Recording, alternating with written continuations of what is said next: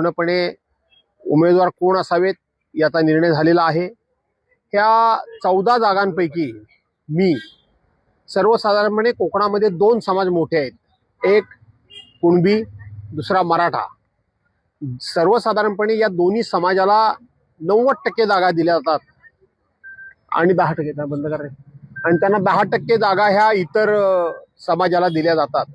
परंतु मी या 14 पैकी 11 समाजांना वेगवेगळ्या छोट्यातल्या छोट्या समाजांना सुद्धा आपण जागा दिलेली आहे। की शेवटी मी बहुजन समाजाचं नेतृत्व आहे आणि म्हणून बहुजन समाजाला बरोबर घेऊन जाणं ही हिंदू हृदय सम्राट शिवसेना प्रमुख माननीय बाळासाहेब ठाकरे यांची मला जी शिकवण आहे त्या शिकवणीनुरूप मी ह्या उमेदवार हे जाहीर केलेले आहेत।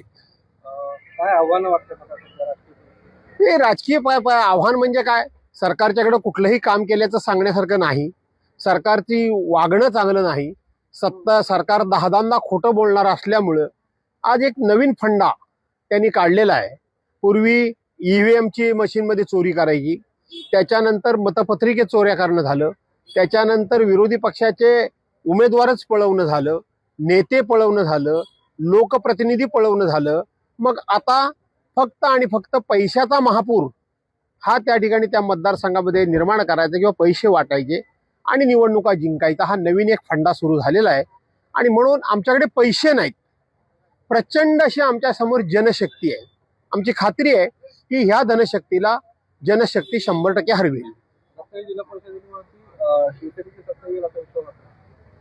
मला संपूर्ण जिल्ह्याचं काही सांगता येणार नाही, परंतु माझ्या मतदारसंघामध्ये 3 पंचायत समिती 100% मी जिंकेन।